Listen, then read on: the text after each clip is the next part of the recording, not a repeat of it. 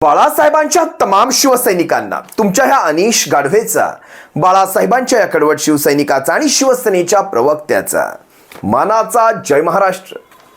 2024च्या महाराष्ट्र विधानसभेच्या निवडणुका या महाराष्ट्र विधानसभेच्या आजवरच्या निवडणुकांच्या इतिहासामध्ये वेगळ्या असणार, ऐतिहासिक असणार। हे काही वेगळं सांगायची गरज नाही आणि हे सांगण्यासाठी कुण्या ज्योतिषाची देखील मला इथे गरज वाटत नाही। जसजशा या निवडणुका समीप येऊ लागल्यात, जवळ येऊ लागल्यात, आपण पाहत असाल महाराष्ट्राचं हे राजकारण निचांकी पातळीला चाललंय आणि ह्या पातळीच्या अत्युच्च शिखरावर, सर्वोच्च शिखरावर बसण्याची एक स्पर्धा चालू आहे। कंबळीमध्ये, शिंदे टोळीमध्ये या निचांकी पातळीच्या या गटार राजकारणाच्या त्या शिखरावर बसायची एक स्पर्धा चालू आहे। आपण पाहताय गेल्या 2-3 दिवसापासूनची सारी स्टेटमेंट पाहताय। याला गटार गंगा म्हणणार होतो, पण गंगा हा शब्द पवित्र आहे, त्यामुळे गटारच म्हणावं लागेल। ह्या गटारामध्ये लोळण्याची एक स्पर्धा चालू आहे। स्टेटमेंट पहा, एकेका नेत्याची स्टेटमेंट पहा। खरं तर ह्या नेत्यांनी आपल्याला आवरायला हवं, आपल्या तोंडावर आवर द्यायला हवा, नाहीतर तुमच्या पिंडाला कावळे सोडा, तुमच्या पिंडावर कुत्र देखील मुतणार नाही। माफ करा मला या शब्दांसाठी शिवसैनिकांनो, पिंडाला कावळे सोडा, कुत्र मुतणार नाही तुमच्या पिंडावर। ही स्टेटमेंट पाहतोय गेल्या 2-3 दिवसापासून आणि बदनामी, इतकी बदनामी, इतक्या खालच्या थराची बदनामी, वाईट ह्या गोष्टीचं वाटतं शिवसैनिकांनो।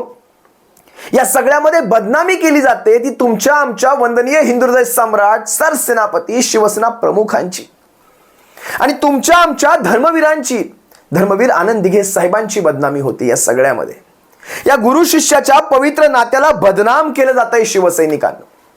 शिष्याच्या मृत्यूवर गुरुवर संशय घेऊन जाणून बुजून आज 23 वर्षांनंतर हे गूढ, हे रहस्य दाखवून आपल्या राजकीय पोळ्या शेकल्या जात आहेत आणि यासाठी कंबळीच्या हाताखाली काही टोळ्या गुलाम झालेल्या आहेत। तुम्हाला माहित असेल, आजवर आपण कंबळीचा किरीट पाहिला होता, पण शिंदे टोळीचा देखील एक किरीट आहे बरं का। शिंदे टोळीचा किरीट, दोघेही इमाने इतबारे आपापल्या, एक जण कंबळीची, एक जण टोळीची सेवा करतायत। दोघांनाही मिळत काहीच नाही, पण ही एक कॉमन गोष्ट आहे, दोघांमध्ये हा एक सामायिक धागा आहे, मिळत काहीच नाही। काय स्टेटमेंट होत आहेत? दिघे साहेबांच्या मृत्यूमध्ये गूढ आहे, काय घडलं होतं, तुमचा आरोप कुणावर आहे, आरोप स्पष्ट करा। धर्मवीर 2, धर्मवीर भाग 2 जसा प्रदर्शित झाला, अनेक गोष्टी, अनेक आरोप केले जातात, सारेच्या सारे आरोप इथे तुम्हाला प्रकर्षाने नमूद करतो, इथे तुम्हाला स्पष्टच सांगतो, हे सारेच्या सारे आरोप बाळासाहेबांवर केले जात आहेत। इथे यांचं टार्गेट उद्धव साहेब नसून इथे यांचं टार्गेट बाळासाहेब आहेत। वाईट ह्या गोष्टीचं वाटतं, ज्या बाळासाहेबांनी यांचं आजवरचं राजकीय करिअर घडवलं, यांना आजवर राजकारणामध्ये शून्यातून इथपर्यंत आणून ठेवलं, त्या बाळासाहेबांना खाल्लेल्या मिठाला तरी जागा रे। ते मागे राऊत साहेब ठाण्याच्या एका सभेमध्ये अतिशय योग्य म्हणाले होते की आम्ही देखील एक चित्रपट काढणार आहोत ज्याचं नाव असणार आहे नमक हराम। राऊत साहेब, खरंच आमची विनंती आहे, तमाम शिवसैनिकांची विनंती आहे, हा चित्रपट लवकर येऊ द्या। नमक हराम, नमक हराम भाग 2 म्हणावं लागेल, कारण खरा नमक हराम हा वेगळ्या काळी प्रसिद्ध झाला होता। या चित्रपटामध्ये इतके प्रसंग उभे केले, धर्मवीर दिघे साहेबांचं एक कल्पकल्पित कथानक उभं केलं, ज्यामधून या सगळ्या बंडाला, ज्याला यांनी गोंडस नाव दिलं, बाळासाहेबांचं हिंदुत्व, बाळासाहेबांचे विचार, शिवसेना वाचवणं, ज्याला आम्ही प्रेमाने गद्दारी म्हणतो, या सगळ्याला दिघे साहेबांकडनं प्रेरणा मिळाली, अशा प्रकारचं एक चित्र उभं केलं या चित्रपटात। मी आज या चित्रपटातले काही असे किस्से तुम्हाला सांगतोय, जवळपास 10 प्रसंग सांगतोय, ज्याचा बघा कशा प्रकारे सारं खोटं होतं।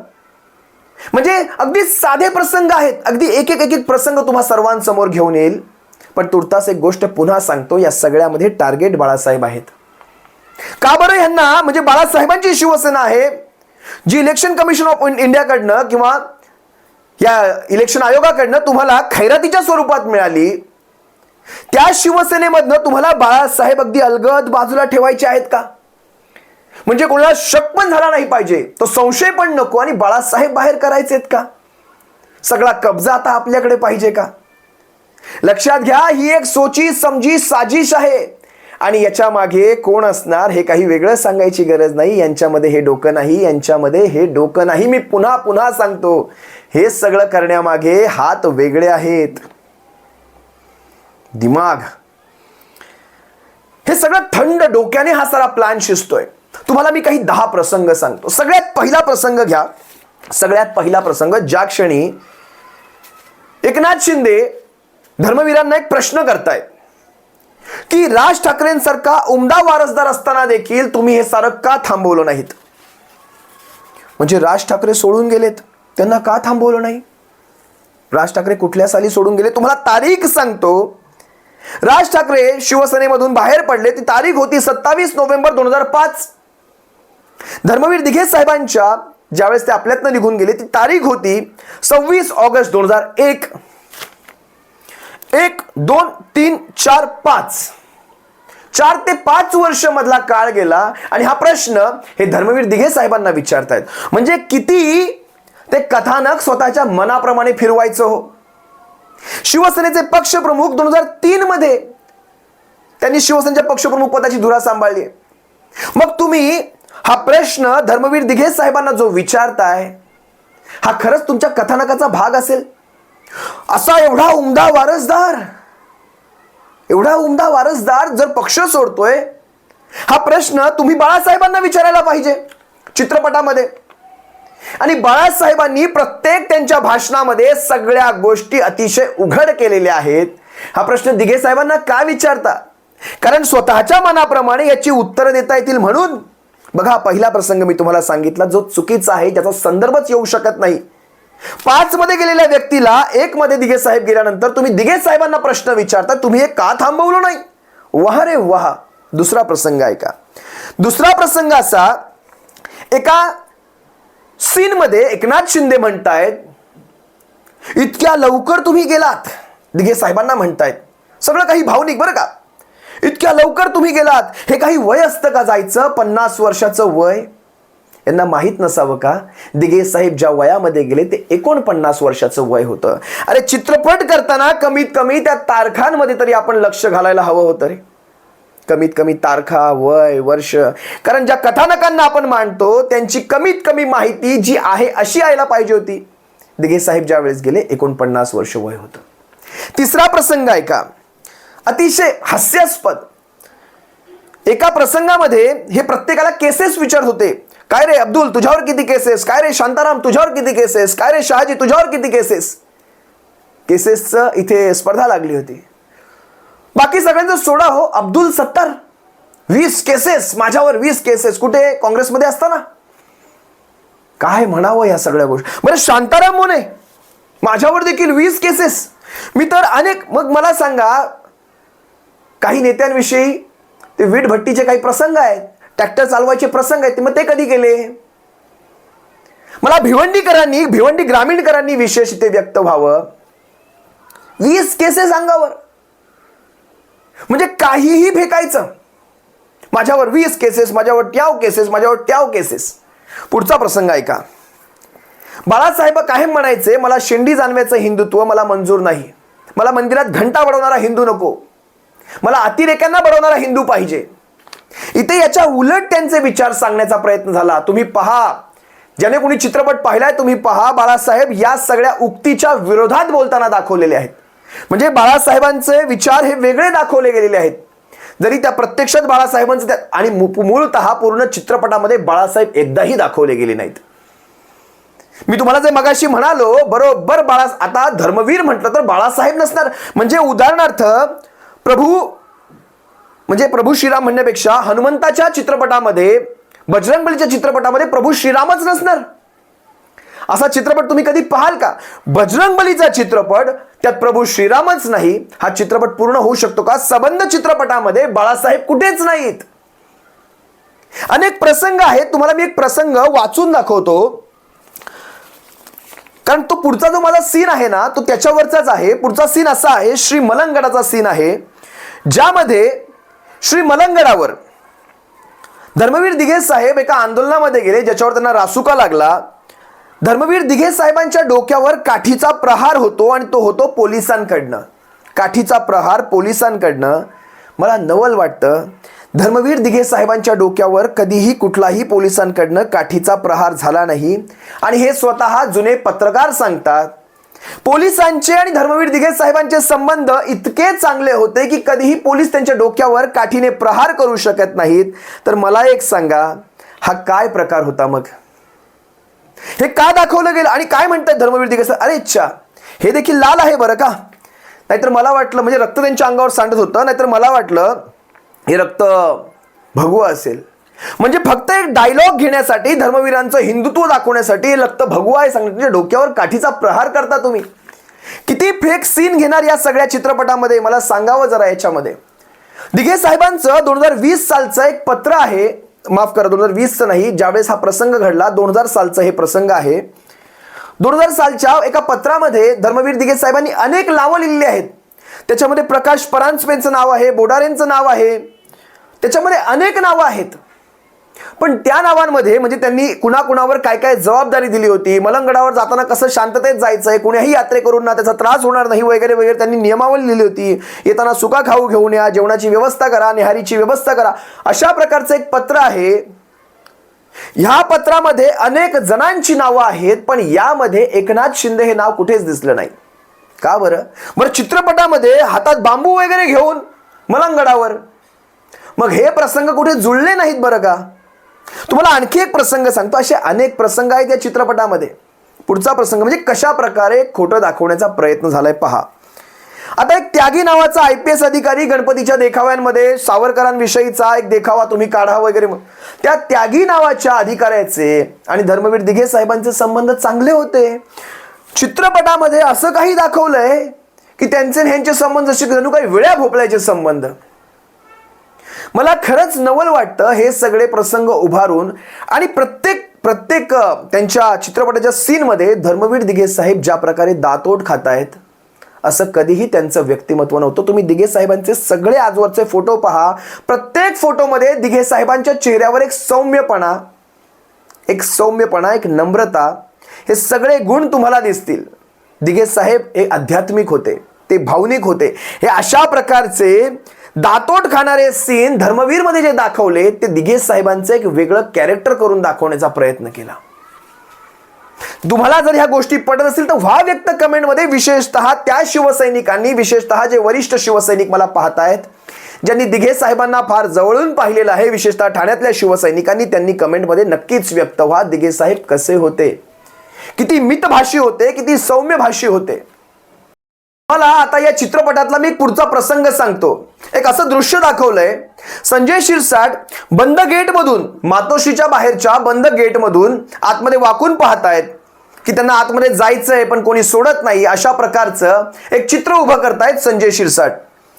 हे सगळं सांगण्यामागचं किंवा दाखवण्यामागचं एक उद्दिष्ट आहे, कशा प्रकारे आम्हाला आमदारांना देखील मातोश्रीवर घेतलं जायचं नाही, असा त्यांचा एक प्रयत्न आहे.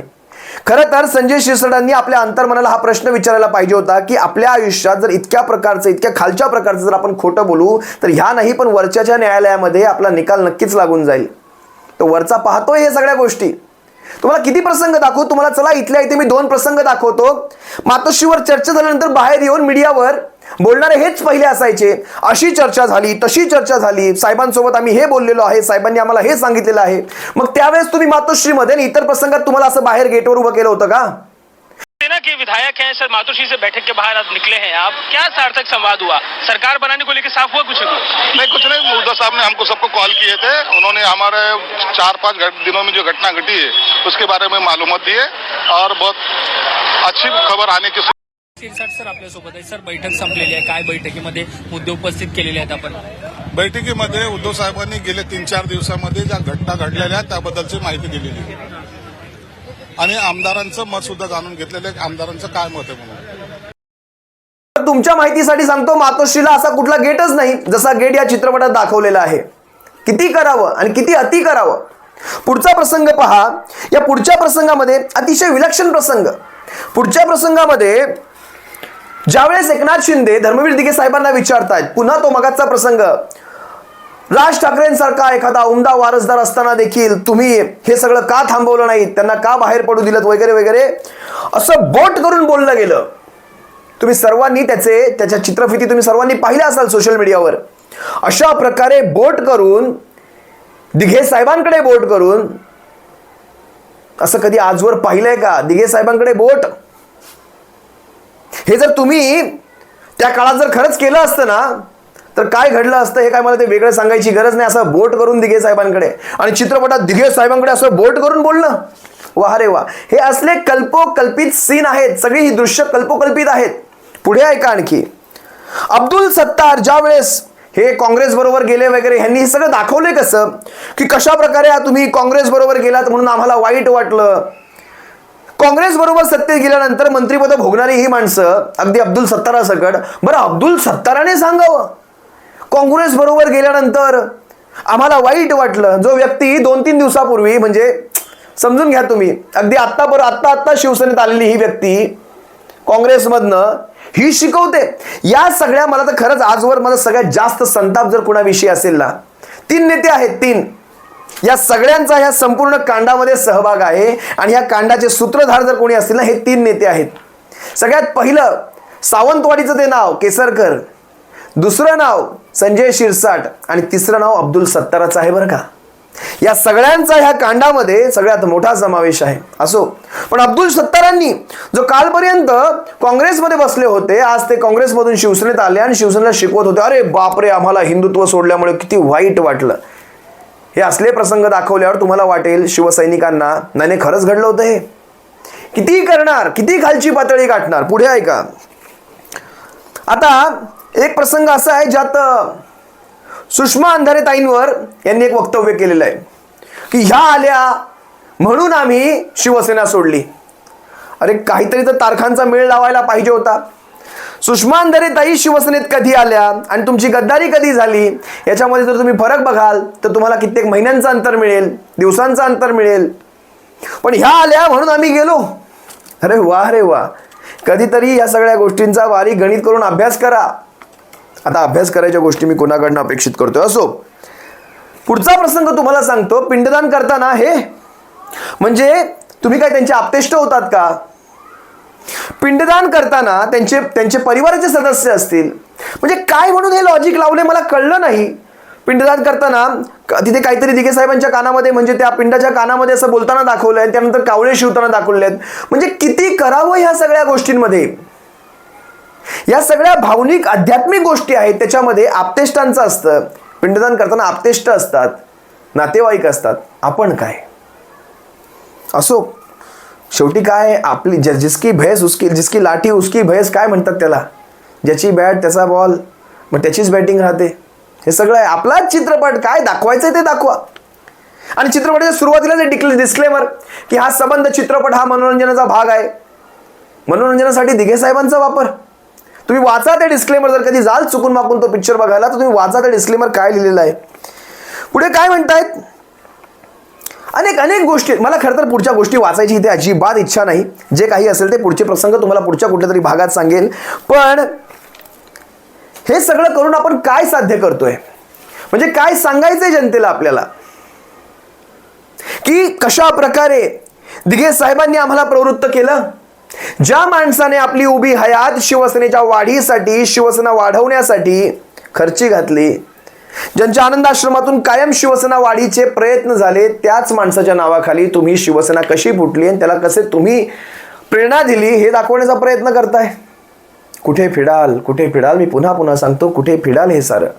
असो, तुर्तास तुम्हा सर्वांची रजा घेतो. सप्रेम जय महाराष्ट्र. या चित्रपटातले सगळेच्या सगळे प्रसंग असे आपण एक करत बाहेर घेऊन येणार आहोत. तुर्तास इथेच थांबतो. तुम्हा सर्वांची रजा घेतो. सप्रेम जय महाराष्ट्र. काळजी घ्या.